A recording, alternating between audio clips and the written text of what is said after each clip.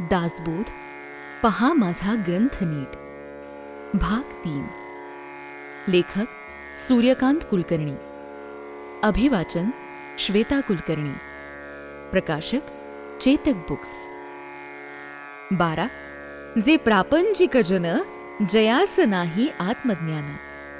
दासबोधातील पहिला दशक अनेकांच्या स्तवनातून शेवटी हा नरजन्म देव दुर्लभ असून तो पूर्ण विवेकाने परमार्थी लावून नरदेहाचे सार्थक करावे हा विचार देऊन संपतो. पण देहबुद्धी देहाहंकार नष्ट होणे ही सहज साध्य गोष्ट नाही. एखाद्या विशिष्ट स्थळाकडे जाणारे मार्ग तयार करताना प्रथम त्या मार्गात असणारे काटे, कठीण अडथळे, दगडधोंडे इत्यादी सर्व बाजूला काढावे लागतात आणि मग त्या मार्गाची व्यवस्थित डागडुजी रचना करून इष्टस्थळी पोचता येते.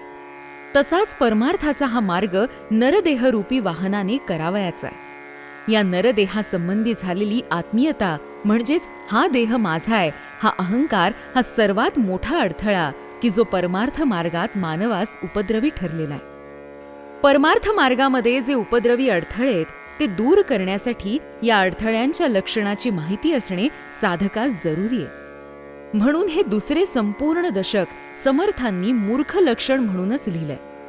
त्यातील हा पहिला समास मूर्ख माणसांची लक्षणे कशी आहेत, त्यांचे आचरण कसे असते, तो बोलतो कसा, चालतो कसा आदीवर बारीक सारीक तपशिलासह समर्थांनी इथे विवेचन केले आहे. प्रपंचाला सर्वस्व मानणारा, त्यासाठी अविरत धडपडणारा माणूस म्हणजे अज्ञानी व हा अज्ञानी जीव म्हणजे मूर्ख असे समर्थांचे परखड मत. त्यामुळे त्यांनी ह्या समासात जी मूर्ख लक्षणे दिली आहेत ती प्रपंचाच्या अनुषंगानेच दिलेली आहेत. कुठल्याही प्रापंचिक माणसाने या मूर्ख लक्षणाच्या सागरात डोकावले की त्याची प्रतिमा त्याला दिसणारच. कोणते ना कोणते मूर्खपणाचे लक्षण त्याच्यामध्ये असतेच. समर्थ म्हणतात, मूर्खाची लक्षणे तशी खूप आहेत. इथे काही नमुन्या दाखल सांगतायत असे म्हणून ते मूर्ख लक्षणे सांगण्यास सुरुवात करतात. जे प्रापंचिक जन जयास नाही आत्मज्ञान, जे केवळ अज्ञान त्यांची लक्षणे. मूर्खपणाचे पहिले लक्षण सांगताना जन्म देणाऱ्या माता पित्यांना न मानणारा व सखी म्हणजे बायकोला मान देणारा तो एक मूर्ख असे सांगून सध्याच्या तरुणांच्या जुन्या पिढीस कसपटा समान लेखनाच्या वृत्तीवर कडाडून आसूडच ओढलाय. समर्थांनी सांगितलेली मूर्ख लक्षणे एखाद्या व्यक्तीपुरती मर्यादित राहत नाहीत, तर त्यातून समाज कुठे चाललाय याचे दर्शन होते. आजकाल वाढणाऱ्या वृद्धाश्रमांची संख्या व त्याचे कारण या ओवीत दिसते. जन्मला जयांचे उदरी तयासी तो विरोध करी, सखी मानेली अंतुरी तो एक मूर्ख. हाच विषय पुढील ओवीतही येतो. बाईलवेड्या समाजाचे चित्रण ह्यात दिसते. सांडून सर्वही गोत स्त्री आधेन जीवित, सांगे अंतरींची मात तो एक मूर्ख. सासूरवाडीस कायम राहणारा, स्वतःची बढाई स्वतःच सांगणारा, कुळहीन कन्येशी विवाह करणारा, पूर्वजांची बढाई मारणारा, स्वतः मात्र दुर्दशा भोगणारा, उगीचच नको तिथे हसणारा, स्वकीयास दूर लोटून परकीयाशी मैत्री करणारा, दुसरीकडे भरमसाठ जेवणारा, स्वतःचा मान अपमान स्वतःच सांगणारा, 7 व्यसनात मग्न असणारा माणूस मूर्ख असतो. 7 व्यसने म्हणजे जुगार, बाहेरख्याल, चोरी, चहाडी, परस्त्री, पाखरांची झुंज आणि नाईकिणीचे गाणे. ही 7 व्यसने पाहिल्यानंतर आजच्या समाजाला खाली खेचणारी, या व्यसनात बुडालेली, डुंबत असलेली मूर्ख माणसे नजरेसमोर येतात. मान अथवा अपमान स्वये करी परिच्छिन्न, सप्तवेसनी जयाचे मन तो एक मूर्ख. मूर्ख माणसांच्या मूर्ख वृत्तीची एक लांबलचक सूची समर्थ या समासात देतात. दुसऱ्यावर भरोसा करून स्वतः आळशी बनणारा, घरात वाचाळ पण बाहेर मुख दुर्बळ, अश्लील ताडण करणारे शब्द कायम तोंडी असलेला, दुष्ट बुद्धी, भित्रा, गर्विष्ठ, दुष्टकर्मी, चंचल बुद्धीचा, दुर्जन संगतीत राहणारा, स्वार्थी, तापट, खादाड, कपटी, धारिष्ट शून्य, उद्धट, खोटा, झोपाळू, अस्वच्छ राहणारा, कोणाचाही आदर न ठेवणारा, मत्सरग्रस्त, हलक्या कानाचा, भ्रष्टाचारी असे एकान अनेक गुणांची यादी या मूर्ख लक्षणात येते. दुसऱ्याचे समाधान म्हणजे याचे दुःख, तर दुसऱ्याचे दुःख ते या मूर्खाचं समाधान देते. परपीडेचे मानी सुख, परसंतोषाचे मानी दुःख, गेले वस्तूचा करी शोक, तो एक मूर्ख. वस्त्र शास्त्र दोन्ही नसे, उंचे स्थळी जाऊन बैसे, जो गोत्रजांस विश्वासे, तो एक मूर्ख. अनितीने द्रव्य जोडी, धर्म नीती न्याय सोडी, संगतीचे मनुष्य तोडी, तो एक मूर्ख. कळह पाहात उभा राहे, तोडविना कौतुक पाहे, खरे असता खोटे साहे, तो एक मूर्ख. आपले काज होय तवरी, बहुसाल नम्रता धरी, पुढिलांचे कार्य न करी, तो एक मूर्ख. या अशा काही ओव्यातून सामाजिक राजकीय संदर्भ सहजपणे येतात. अनितीने द्रव्य जोडणारे व सदाचाराची थोरवी मिरवणारी नेते मंडळी व या भ्रष्ट अशा पैशावर चालणारे राजकारण, अंगी योग्यता नसताना एखादे पद बळकावणे, रस्त्यावरील एखादे भांडण, अपघात यामध्ये योग्य ती मदत न करता आपला व त्याचा काही संबंध नसल्यासारखे आचरण, स्वतःचा स्वार्थ साधेपर्यंत एकदम नम्र व नंतर मात्र उलटणारा, दुसऱ्याची कामे न करणारा, अशी अनेक राजकीय रूपे समर्थांच्या लेखी मूर्खपणाच्या यादीत आहेत. ही माणसाची मूर्खपणाची लक्षणे राजकारणावर तर परिणाम करतातच, पण त्याहीपेक्षा त्यामुळे होणारे समाजाचे नुकसान अपरिमित होत असते. मूर्ख माणसे उच्च पदावर जाऊन बसल्यानंतर त्यांचे निर्णयही तितकेच मूर्खपणाचे असतात. समाज, संघटना, पक्ष, देश याविषयी त्यांना कसलेही सोयर सुतक नसते. स्वतःच्या स्वार्थासाठी देशाचा बळी मागितला तरी तो देण्यास हे महाभाग मागे पुढे पाहत नाहीत. एका क्षुल्लक पदासाठी सख्या मेहुणा असलेल्या शंभू राजांना औरंगजेबाच्या स्वाधीन करणाऱ्या गणोजी शिर्केचे उदाहरण या मूर्खपणाच्या यादीतील एका लक्षणाचे आहे. याच समासाच्या 65व्या ओवीत मूर्ख लक्षण सांगताना समर्थांनी स्त्री बालका सलगी देणे हा एक मूर्खपणाचा आविष्कार सांगितलाय. सध्याच्या परिस्थितीवर इतके चपखल भाष्य दुसरे कुठलेही नसेल. मी, माझी बायको, माझी मुले, माझा संसार या पलीकडे कोणाचाच विचार न करणारी सद्य परिस्थिती आहे. ज्या माता पित्यांनी खस्ता खाऊन मुलांना लहानाचे मोठे केले, शिक्षण दिले, समाजात उभे केले, त्याच माता पित्यांना कुठेतरी कोपऱ्यात भिरकावून स्वतः मात्र आलिशान बंगले, मोटारी, अद्ययावत वस्तू, चैन, मौज अशात गुंतलेल्या, स्वतःच गुरफटून घेतलेल्या कुलदीपकांची दररोज दिवाळी चाललेली आपण बघतो. नवीन पिढी निर्लज्जपणे एकमेकांच्या मिठीत स्वयंचलित वाहनावरून रस्त्यावरून फिरतीये.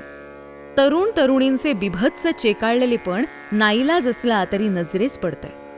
स्वतःच्या चैनी आयुष्याच्या अश्वमेधात सगळे संबंधी गरीब जनता त्या घोड्यांच्या पायदळी तुडवली जात असली तरी त्याची खंत या मूर्खास नाही. नि म्हणून स्त्री बायका सलगी देणे हा मूर्ख गुण किती परिणाम करू शकतो हे आपण सध्या अनुभवत आहोत. समर्थ म्हणतात, मी हा मूर्ख लक्षणाचा पाढा देण्याची गरज नाही, इतके ते स्पष्ट दिसतात. फक्त कोणी ना कोणी वाचून मनन करून अंतर्मुख होऊन हे दोष काढण्याचा प्रयत्न करेल व त्यामुळे त्याचा परमार्थाकडे जाण्याचा मार्ग सुकर होईल म्हणून ही लक्षणे दिली आहेत. लक्षणे अपार असती तरी काही एक येथामती. ही मूर्ख लक्षणे त्यागावीत म्हणून दिली आहेत असे समर्थ सांगतात व त्याबद्दल ते क्षमाही मागतात. कारण त्यांच्या मते मूर्ख लक्षणे आचरणात तर नसावीतच, पण त्याचा उच्चार मुखातून होऊ नये व ती शब्द श्रवणाद्वारे संस्कारातही होऊ नयेत. इतकी ती मूर्ख लक्षणे साधकावर परिणाम करू शकतात. जय जय रघुवीर समर्थ.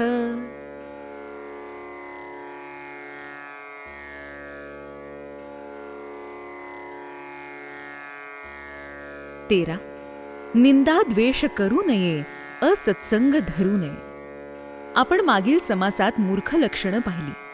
साधकाने अंतर्बाह्य शुचित होण्यासाठी जी मूर्ख लक्षणे आपल्यात आहेत ती प्रथम टाकली पाहिजेत हे सांगून समर्थ प्रस्तुत समासात उत्तम गुणांची लक्षणं सांगतात. एखाद्या निगेटिव्हची पॉझिटिव्ह कॉपी काढावी तसा हा समास म्हणजेच उत्तम लक्षणं म्हणजेच मागील मूर्ख लक्षणाचा पॉझिटिव्ह प्रकार आहे. उदाहरणादाखल काही ओव्यांचे भाग इथे देत आहे. कुळे विण कन्यावरी तो एक मूर्ख, शोधल्या विण करू नये कुळहीन कांता. दंतचक्षु आणि घाण, पाणी वसन आणि चरण, सर्व काळ जयाचे माळीण तो एक मूर्ख. शोचे विण असू नये, माळीन वस्त्र नेसू नये, विचार न करिता कारण, दंड करी अपराधे विण. वैरियांस दंडू नये, शरण आलिया, जयाचेनी सभा वीटे, ज्याची सभा निर्णायक, तो एक मूर्ख. किंवा घरी विवेक उमजे आणि सभेमध्ये लाजे, सभेमध्ये लाजो नये, बाष्कळपणे बोलू नये. किंवा लटिकी जाजू घेऊ नये, सभेस लटिकी करू नये. किंवा आपली आपण करी स्तुती, अकारण हास्य करी, तो एक मूर्ख. आपल्याची मोही देऊ नये, आपली कीर्ती वर्णू नये, आपले आपण हसू नये, गोष्टी सांगू नये. अनीतीने द्रव्य जोडी, धर्मनीती न्याय सोडी, संगतीचे मनुष्य तोडी, तो एक मूर्ख. किंवा आपुले अर्थ दुसऱ्यापासी आणि दुसऱ्याचे अभिलासी. पापद्रव्य जोडू नये, पुण्य मार्ग सोडू नये, निंदा द्वेष करू नये, असत्संग धरू नये, द्रव्यदारा हरू नये, बळात्कारे. अशा प्रकारे आपल्या लक्षात येईल की एखादी क्रिया केल्याने तो मूर्ख कसा होतो हे मूर्ख लक्षणात समर्थ सांगतात. तीच क्रिया न केल्याने अंतरंगात उत्तम लक्षणे बिंबतात हे लगेचच समर्थ या उत्तम लक्षण समासात सांगतात. थोडक्यात, दिवा लावला नसेल तर अंधार आहे व दिवा लावला तर प्रकाश आहे. जीवन पूर्णतः शुचित करणे असेल तर समर्थांनी या उत्तम लक्षणात ज्या गोष्टी करू नयेत म्हणून सांगितल्या त्या टाळणे आवश्यक. समर्थांनी ज्या 7 गोष्टी करू नयेत म्हणून सांगितल्यात त्याचा अर्थ सद्य परिस्थितीशी किती जुळतो हे पाहिले तर आश्चर्य वाटल्याशिवाय राहणार नाही. फळ ओळखिल्याविण खाऊ नये. ज्या पदार्थाबद्दल माहिती नाही ते सेवन केल्याने होणारे दुष्परिणाम आपण वर्तमानात पाहत आहोत. पडिली वस्तू घेऊ नये एकाएकी. सध्या सरकारला घोषणा कराव्या लागतायत की बेवारस वस्तूला हात लावू नका, तो बॉम्ब असण्याची शक्यता आहे. वास्तविक दुसऱ्याच्या वस्तूस हात न लावणे हे उत्तम गुणलक्षण आहे. पण दुसऱ्याच्या वस्तूची हाव धरणारी वृत्ती वाढीस लागल्यामुळे भारतीयांपुढे हा अतिरेकी धोका सहज उभा झालेला आहे. प्रतिविण रुसू नये. जिथं प्रेम असेल अशा ठिकाणीच रुसण्यात काही अर्थ नाही. इतर ठिकाणी तुम्ही कितीही रुसलात वा आदळापट केली तरी त्याचा काय उपयोग होणार नाही. पदरी फक्त मनस्ताप मात्र येईल. बहुत अन्न खाऊ नये, बहुत निद्रा करू नये. ह्या साध्या सोप्या गोष्टी समर्थ का सांगतायत हे प्रथम लक्षात येत नाही, किंबहुना त्या वाचून सोडून दिल्या जातात.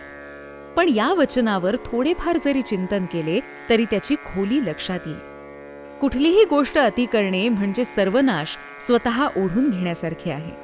अतिभोजनाने शारीरिक परिणाम तर होतातच, पण त्यामुळे येणारे जडत्व, आळस हे कायमस्वरूपी येऊन ठाण मांडतात व हे शत्रू माणसाच्या इतर गुणांवर सहज मात करून त्याचे जीवन पूर्ण नष्ट करतात. पापद्रव्य जोडू नये, द्रव्यदारा हरू नये, किंवा परस्त्रीते पाहो नये, पापबुद्धी. सध्याच्या परिस्थितीत ह्यावरील ओव्यांची व ती अंगीकारणाची जबरदस्त गरज या समाजास आहे. भ्रष्टाचार हा शिष्टाचार होऊन बसल्यामुळे सहज साध्य होणाऱ्या गोष्टी दुर्लभ होत चालल्या. प्रत्येक काम करून घेण्याची किंमत मोजावी लागते. किंमत देणारा गरजू असतो तर किंमत घेणारा अधिकारावर असतो. आपल्याप्रमाणे एखादी गोष्ट करून घ्यायची झाली तर त्यासाठी पैसे मोजले तर बिघडले कुठे, असा प्रश्न एखादा नेताच करतो. त्यावेळेस या पापद्रव्याचे विष कसे भिनत गेले आहे हे लक्षात येते. द्रव्यदारा दुसऱ्याची स्त्री बळकावू नये, परस्त्रीकडे पापबुद्धीने बघू नये ही शिकवण सुद्धा आजकाल घराघरातील दूरदर्शनच्या पडद्यामुळे लोप पावली आहे. माता भगिनीसहित दूरदर्शनवरील असंस्कृत दृश्ये बघताना आता काही वाटेनासे झाले आहे. त्यामुळे स्त्री ही फक्त भोग्य वस्तू एवढाच विचार सर्वत्र फोफावत चाललाय व त्याचे दुष्परिणाम समाजावर उमटलेले आपण पाहत आहोत. धूम्रपान घेऊ नये, उन्मत्त द्रव्य सेवू नये. समर्थांची एक एक ओवी मानवी जीवनाला कशी निगडिते हे वरील ओवीवरूनही दिसते. धूम्रपान करणे हे आरोग्याला घातक आहे हे सिगारेटच्या तळाशी लिहिण्यात काय मतितार्थ आहे. पूर्ण सिगरेट जळाल्यानंतर त्या तंबाखूचा धूर शरीरात गेल्यानंतर हातातील सिगारेट धरलेल्या बोटाला व आरोग्याला चटका बसेल त्यावेळेस हे महाभाग वाचणार की धूम्रपान करणे घातक आहे. म्हणून हा इशारा नंतर देण्यापेक्षा समर्थ प्रथमच इशारा देतात, उत्तम जीवन जगायचे ना मग धूम्रपान टाळा. गल्ली बोळा शिक्षणासाठी शाळा संस्था उघडण्याऐवजी ज्या वेळेस बियर बार, दारू गुत्ते, परमिट रूम खोलल्या जातात त्यावेळेस उत्तम द्रव्य सेवू नये या समर्थ उक्तीची आठवण येते. समर्थांच्या काळी म्हणजे 300 वर्षांपूर्वी तरी मद्यपानाचे प्रमाण कमी होते. त्यावेळेसच्या मद्यपानाच्या दुष्परिणामातूनच समर्थांची ही उक्ती झाली असावी. आता तर सर्वत्र मद्याच्या नद्याच वाहतात. मद्यसेवनामुळे येणारी तामसी वृत्ती, पैशाचा अपव्यय, होणारे अपघात, संसाराची धूळधाण ही समर्थांनी त्यावेळेस पाहिली. आपण रोज पाहतो, वर्तमानपत्रातून वाचतो, नि मग समर्थांच्या दूरदृष्टीकडे पाहणे एवढेच आपल्या हातात आहे. अशा प्रकारे यातील प्रत्येक ओवी शिकवण देणारी तर आहेच, पण समाजातील सत्य परिस्थितीचे विदारक चित्र मांडणारी आहे. माणसा माणसाचा मिळून समाज बनलाय, तेव्हा समाजाला सामूहिक उपदेशाचे डोस पाजण्यापेक्षा समाजातील प्रत्येक माणूस घडला पाहिजे या दृष्टीने समर्थ प्रयत्नशील आहेत. ते माणसालाही दोष देत नाहीत. जे त्यांनी अनुभवलं तेवढं ते जसेच्या तसं समोर मांडतात. ते वाचताना, त्यावर मनन करताना वाचणाराच अंतर्मुख होऊन आपल्या गुणा व अवगुणाशी ताळून बघतो. यातील प्रत्येक ओवी निरूपणास अपुरी पडेल इतकी भावार्थाने भरलेली आहे. समर्थ म्हणतात, हे गुण अंगी बाळगून सत्कीर्ती वाढवा. शेवटच्या काही ओव्यातून समर्थ म्हणतात, अल्पधने माजो नये, हरिभक्तीस लाजो नये, मर्यादेविण चालो नये, पवित्र जने. स्नान संध्या सांडू नये, कुळाचार खंडू नये, अनाचार मांडू नये, चुकूरपणे. हरिकथा सांडू नये, निरूपण तोडू नये, परमार्थास मोडू नये, प्रपंच बळे. सत्य मार्ग सांडू नये, असत्य पंथे जाऊ नये, कदा अभिमान घेऊ नये असत्याचा. अपकीर्ती ते सांडावी, सत्कीर्ती वाढवावी, विवेके दृढ धरावी, वाट सत्याची. हे उत्तम गुण मनुष्याने अंगीकारले नाही तर तो अवलक्षणी समजावा असे समर्थ म्हणतात. कसे ते पुढच्या समासात पाहूया. जय जय रघुवीर समर्थ.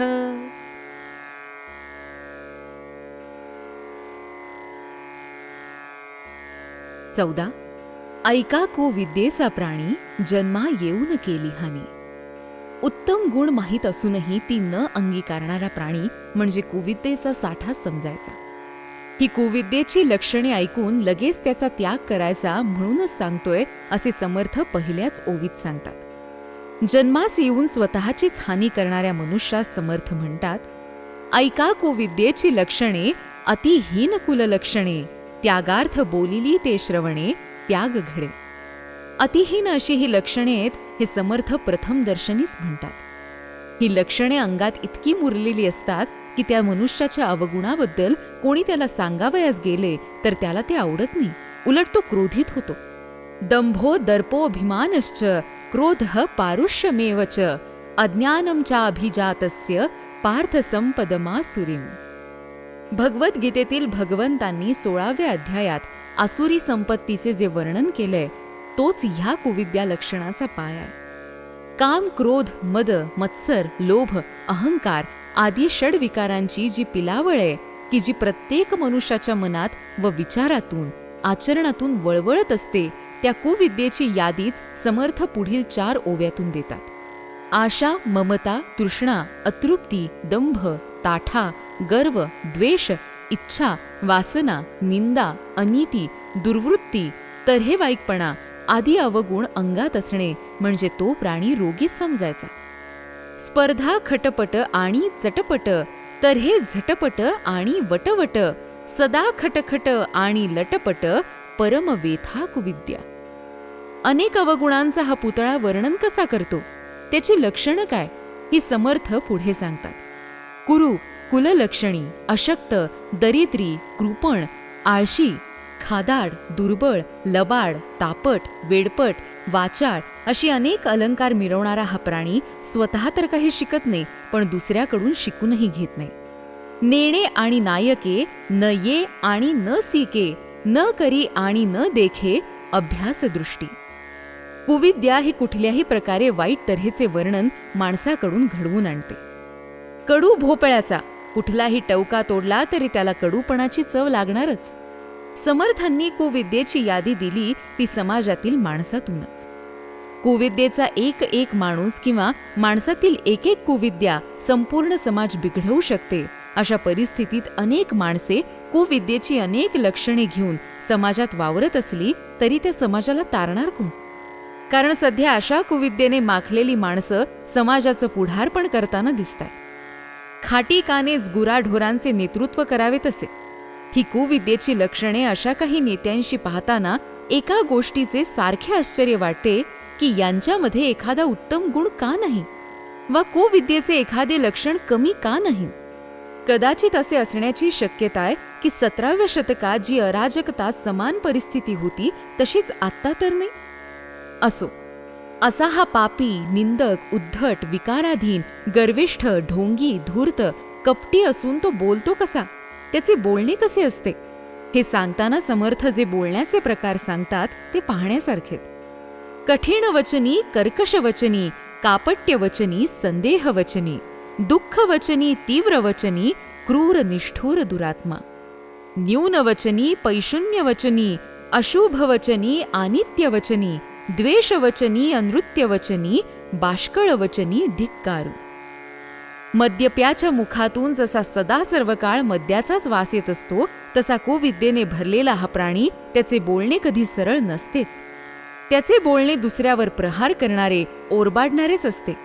बाभळीच्या झाडाचा आश्रय घेणाऱ्यास सावली तर मिळत नाहीच, पण काट्यांचा प्रसाद मात्र निश्चित मिळतो.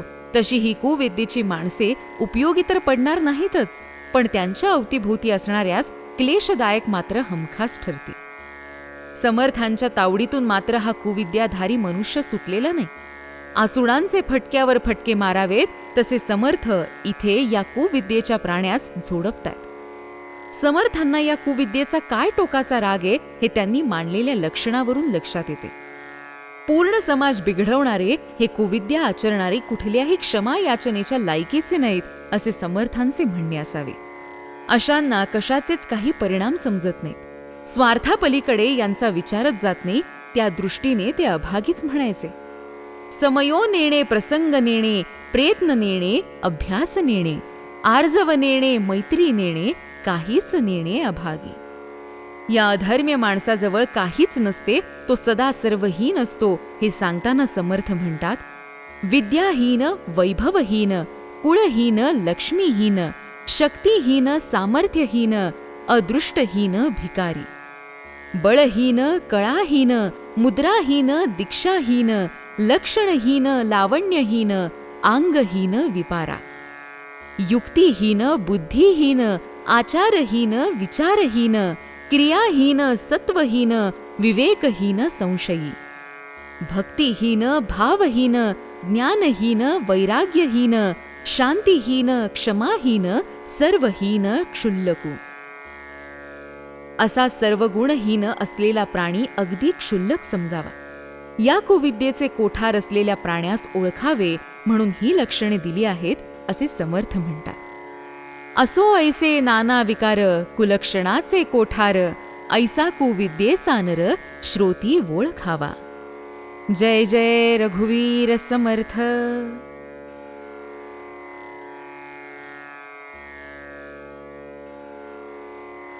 15.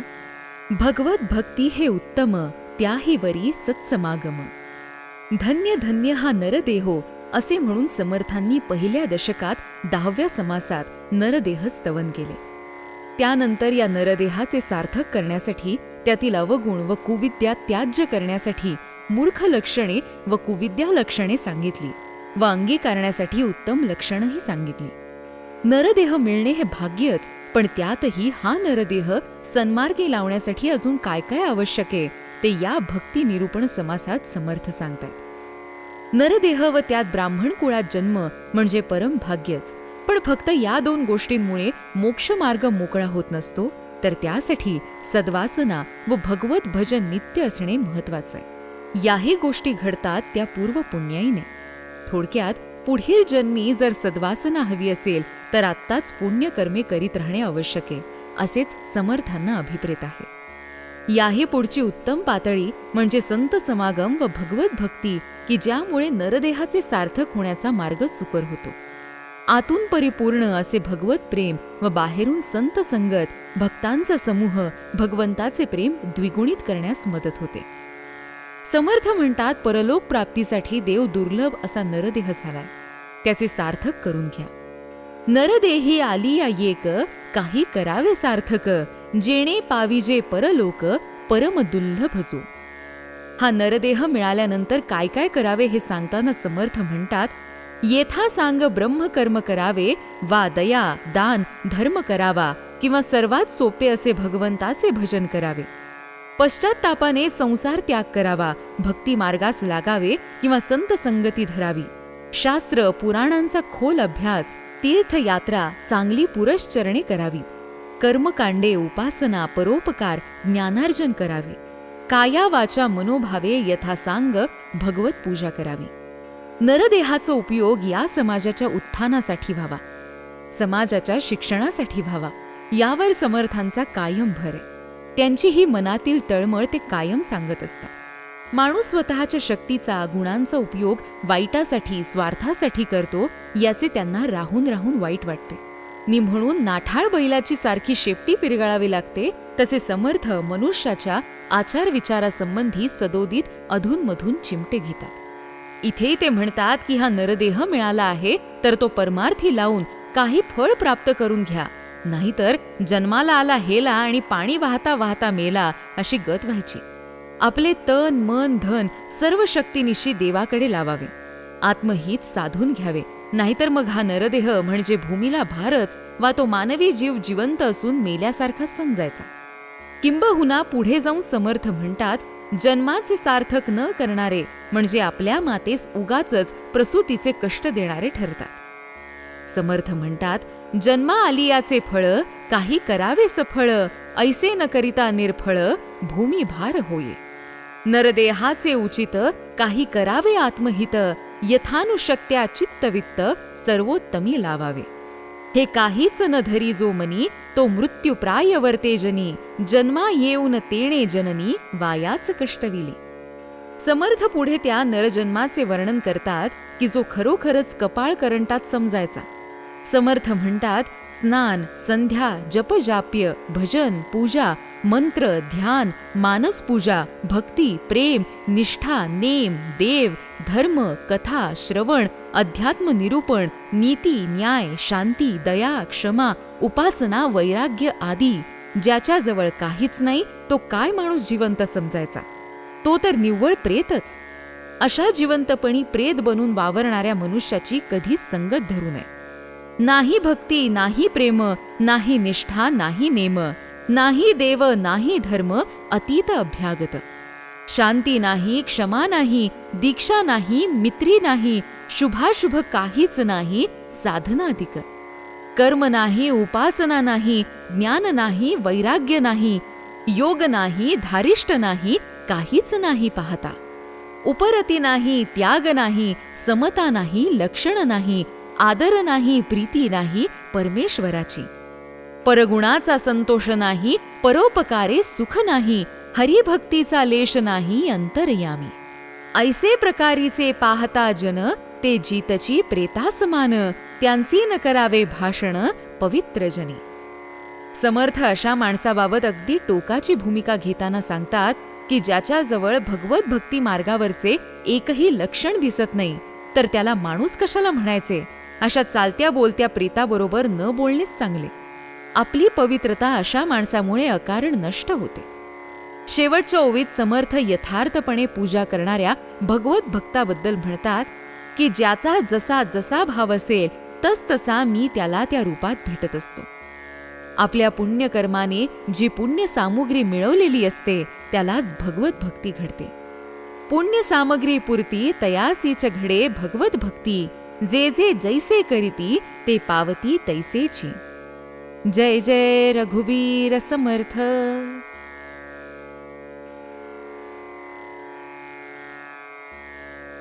16. असो ऐसा रजोगुण, लोभे दावी जन्म मरण. या विश्वामधील प्रत्येक वस्तू सत्व, रज व तम या त्रिगुणांनीच युक्त आहे असा सिद्धांत कपिलाचार्यांनी मांडला व त्याचे विश्लेषणही केले.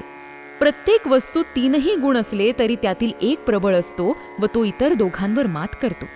प्रबळ असलेल्या गुणाप्रमाणे ती वस्तू वा तो जीव आचरण करतो. समर्थांनी नरदेहाचे सार्थक करण्यासाठी या त्रिगुणांचा अभ्यास करण्यासाठी 3 समास खर्चिले आहेत. प्रस्तुत समास रजोगुणाचे प्राबल्य असलेल्या मनुष्याचे आचरण कसे असते यावर समर्थांनी लिहिलेला आहे. सत्व व तमोगुणास खाली दाबून वर उफाळून येणारा रजोगुण म्हणजे जन्ममरणाची पुनरावृत्ती होय. रजोगुण जर सत्वगुणाकडे झुकलेला असेल तर कृतार्थ जीवनास उपयोगी पडणारा असतो, की ज्यामुळे उद्योगीपण, लढाऊ वृत्ती हे गुण देशासाठी, समाजास हितकारक ठरतात. भारतीय स्वातंत्र्यासाठी लढणारे गांधी, टिळक, सावरकर, अनेक हुतात्मे, टाटा बिर्लासारखे उद्योजक ही त्याची ज्वलंत उदाहरणे होत. पण हाच रजोगुण तमोगुणाकडे झुकलेला असेल तर समाज विघातक वृत्तींना व उद्योगांना चालना देतो. आजचे देशातील वातावरण अशाच रजतम मिश्रित गुणांनी युक्त असलेल्या तथाकथित पुढाऱ्यांकडून गढुळले गेलेले आपण पाहत आहोत. रजोगुणी व्यक्ती स्वतःबद्दल अत्यंत आढत्यखोर, आत्माभिमानी, स्वार्थी, माझं ते माझं पण दुसऱ्याचं तेही माझंच या मनोवृत्तीची असते. स्वतः पुढे देवाचा श्रेष्ठपणाही तो सहन करीत नाही. माझे घर माझा संसार, देव कैचा आणीला थोर, ऐसा करी जो निर्धार तो रजोगुण. माता पिता आणि कांता, पुत्र सुना आणि दुहिता, इतुकी यांची वाहे चिंता तो रजोगुण. स्वतः व स्वतःच्या नात्यातील व्यक्ती या पलीकडे विचार न करणारा हा रजोगुणी अत्यंत लोभी, द्रव्यासक्त असतो. जितका द्रव्यासक्त तितकाच कृपण. त्यामुळे दान, धर्म, तीर्थ, व्रत हे त्याच्यापासून कित्येक योजने दूर असतात. कैचा धर्म कैचे दान, कैचा जप कैचे ध्यान, विचारिना पाप पुण्य तो रजोगुण. धनधान्याचे संचित, मन होये द्रव्यासक्त, अत्यंत कृपण जीवित्व तो रजोगुण. मी, माझी बायको व माझी मुलं या पलीकडे जग न पाहणे किंवा त्याकडे दुर्लक्ष करणे हा रजोगुणाचा आणखी एक प्रभाव, की ज्यामुळे सध्या पूर्ण कुटुंब संस्था उद्ध्वस्त होण्याच्या मार्गावर आली. माता पित्यांना वृद्धाश्रमाचा मार्ग दाखवून स्वतः राजा राणीसारखे रंगीसंगी राहणे सध्याच्या तरुणांनी पसंत केलं. स्वतः व स्वतःचे घर कशाही प्रकारे चांगले करणे, मग त्यासाठी पतीस कर्ज काढावे लागले तरी चालेल, त्याने भ्रष्टाचार केला तरी चालेल, पण त्याने घरात नवनवीन वस्तू आणायलाच पाहिजे. सिनेमा, हॉटेलिंग, पिकनिक, बर्थडे पार्ट्या अशात मशगूल असलेली स्त्री व तिला साथ देणारा पती हे आजच्या समाजातील रजोगुणांची चालती बोलती उदाहरणच आहेत. बरे खावे, बरे जेवावे, बरे ल्यावे, बरे नेसावे, दुसऱ्याचे अभिलाषावे तो रजोगुण. विश्वात जे जे दृष्टीस पडेल ते आपल्याला हवेच, मग ते मिळवण्यासाठी खटपटी, लटपटी व एवढे करून ती वस्तू लाभली नाही की दुःख हे रजोगुणाचे आणखी एक लक्षण. जे जे दृष्टी पडिले ते ते मने मागितले, लभ्य नसता दुःख झाले तो रजोगुण. करमणूक, गोंधळ, चंगळ यामध्ये सारखा वेळ जात असल्यामुळे अंगी भरणारा आळस, उपभोगासाठी वाटेल ते करण्याची बनत जाणारी मनोवृत्ती रजोगुणी व्यक्ती संसार, संसाराची सुखदुःखे, कटकटी, संकटे आदीमध्ये गुरफटून टाकते व जन्ममरणाच्या फेऱ्यात अडकवते. आळस उठे प्रबळ, कर्मणुकेचा नाना खेळ, का उपभोगाचे गोंधळ तो रजोगुण. हास्य, विनोद, चेष्टा, टवाळी, दुसऱ्यांची निंदा, शृंगार, निरनिराळ्या कपड्यांचे, बहुरुप्यासारखे नटणे यातच रजोगुणी रममाण असतो. याला दुसऱ्याचे चांगले झालेले बघवत नाही. त्यामुळे आपले बस्तान व्यवस्थित ठेवण्याच्या कामामध्ये दुसरा कसा नेस्तनाभूत होईल याचा उपद्व्याप तो सदोदित करीत असतो. दुसऱ्याचे सर्व जावे, माझेची बरे असावे, ऐसे आठवे स्वभावे तो रजोगुण. रजोगुणीस भक्ती, वैराग्य, भजन, पूजन आवडत नाही. पोटासाठी मात्र तो वाटेल ते कष्ट करण्यास तयार असतो. काहीतरी जर मिळणार असेल तर तो तेवढ्यापुरते देवदेव मात्र करतो. असा हा रजोगुण प्रपंचामध्ये दुःख कष्ट भोगाव्यास लावतो व जन्ममरण या रहाट गाड्यात फेऱ्या मारायला लावतो. असो ऐसा रजोगुण, लोभे दावी जन्ममरण, प्रपंचितो सबळ जाण, दारुण दुःख भोगवे. अशा या रजोगुणास कमी करण्याचे उपायही समर्थ सांगतात, की ज्यामुळे शुद्ध झालेला रजोगुण सत्वगुणात आढळतो. समर्थ म्हणतात, भगवत भक्ती, काया वाचा मने ईश्वर स्मरण, शक्य तेवढा दान धर्म, पुण्यकर्म, ईश्वरावर पूर्ण भरोसा ठेवण्याचा प्रयत्न करीत राहावा, म्हणजे रजोगुण शुद्ध होऊ लागतो. उपाये येक भगवत भक्ती, जरी ठाके ना विरक्ती, तरी येथानुशक्ती भजन करावे. काया वाचा आणि मने पत्रे पुष्पे फळे जीवने ईश्वरी अर्पुनिया मने सार्थक करावे. येथानुशक्ती दान पुण्य परिभगवंती अनन्य सुखदुःखे परिचिंतन देवाचीची करावे. आदी अंती एक देव मध्येची लाविली माव म्हणून या पूर्ण भाव भगवंती असावा. अशा उपायाने रजोगुणी माणसाने आपल्यातला रजोगुण शुद्ध करून घेण्याचा, रजोगुण कमी करून त्यावर नियंत्रण ठेवून सत्वगुण वाढवण्याचा प्रयत्न करावा. जय जय रघुवीर समर्थ.